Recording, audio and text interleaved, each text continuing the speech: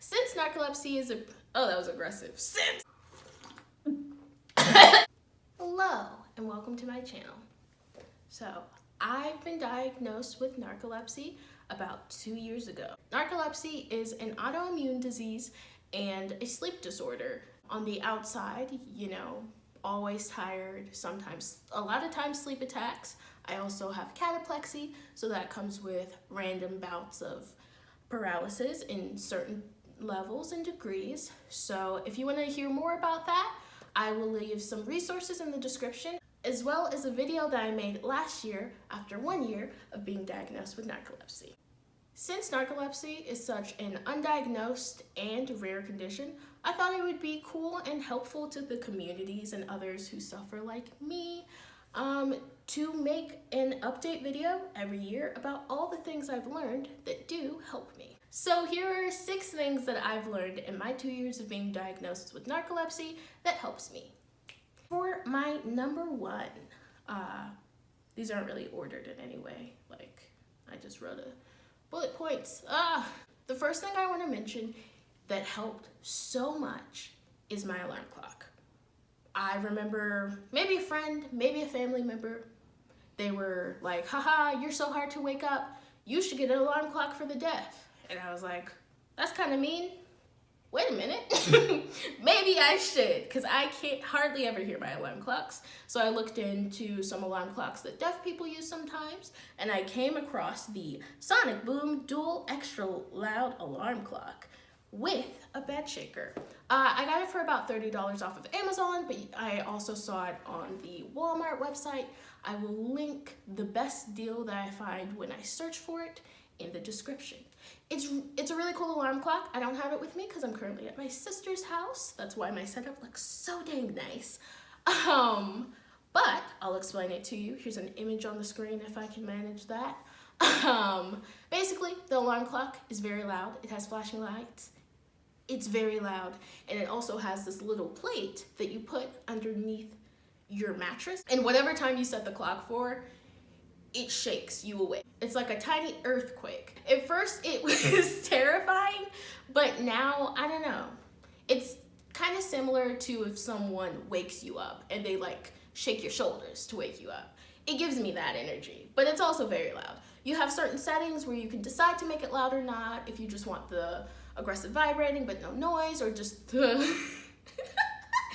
oh no, aggressive vibrating. Get my mind out of the gutter. Am I still recording? I will leave the link to the clock in the description. Feel free to check it out and decide if that works for you or a loved one that you may have with narcolepsy. The second thing I want to mention that helped me a lot within these 2 years are Facebook groups. They're Facebook groups for narcolepsy. And before I joined the narcolepsy Facebook group that I'm in, I felt really alone as far as like the people I could talk about it without having to educate them.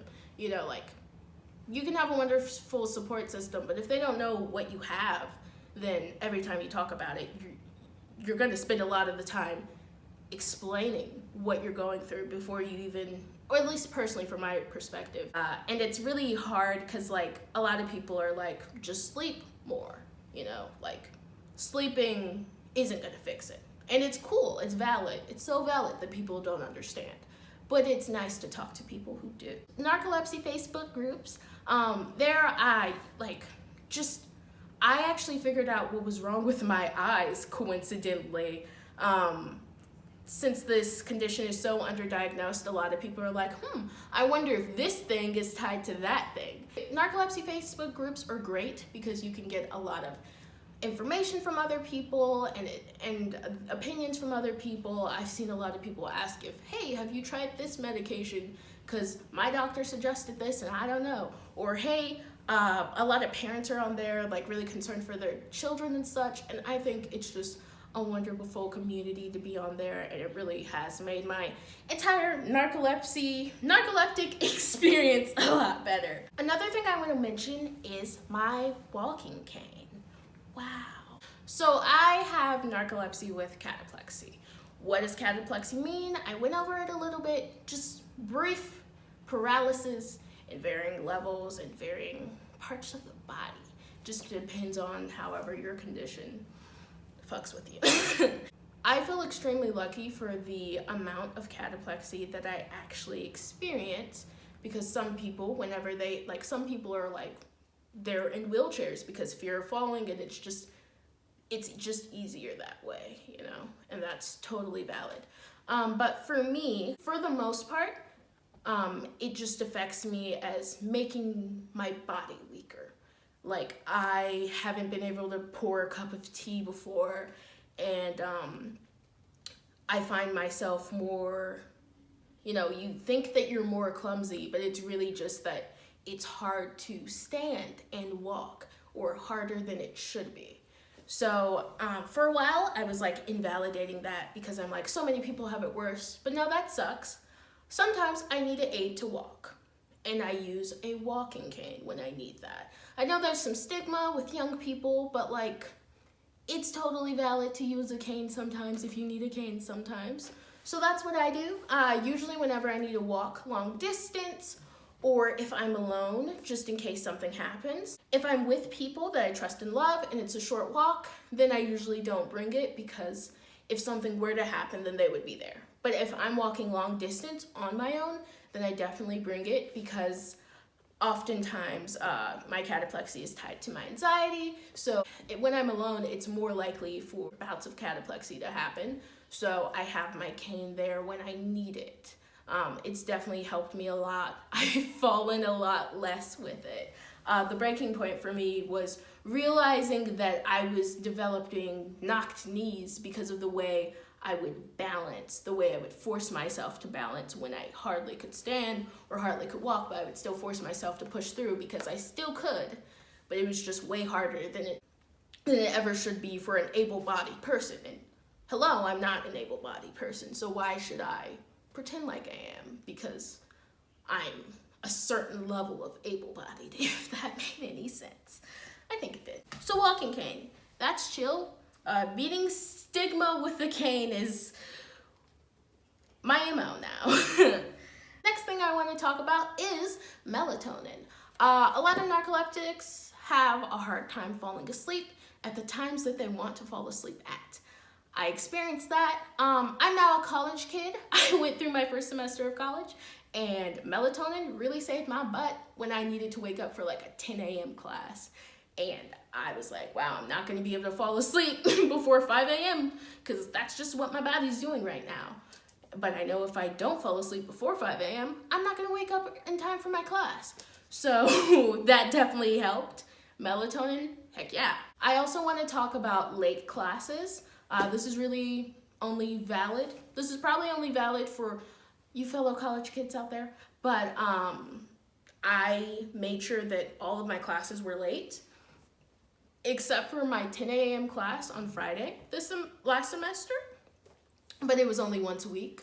But all of my other classes, the earliest class I had was at 2:30 p.m. And lastly, the thing that really helped me since I've been diagnosed with narcolepsy for these 2 years is a wonderful support system.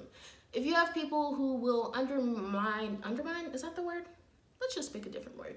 If you have people who will belittle or make fun of your disabilities just because it doesn't seem like a big deal, that makes the situation harder. So even if people don't understand, but they're willing to learn, that really has made a difference in my life, making sure that my support system is actually supportive. Making sure, to the best of your ability, that the people in your closer circle are actually supporting you makes a difference. It's really amazing. Chef's kiss. I know that this condition can affect a lot of people in a lot of different ways. So if everything that I'm saying really didn't resonate with you, or if you tried it before and it didn't help, that's okay. You're still valid and I'm still valid. We're all valid. Like some salads, you know, just call us a salad bar, because we're all we're all valid. I'm just making this because I feel like I could benefit from someone making content like this. And since I am yet to find anyone who makes in-depth videos about the things that really help them, I figured, why can't I be that person?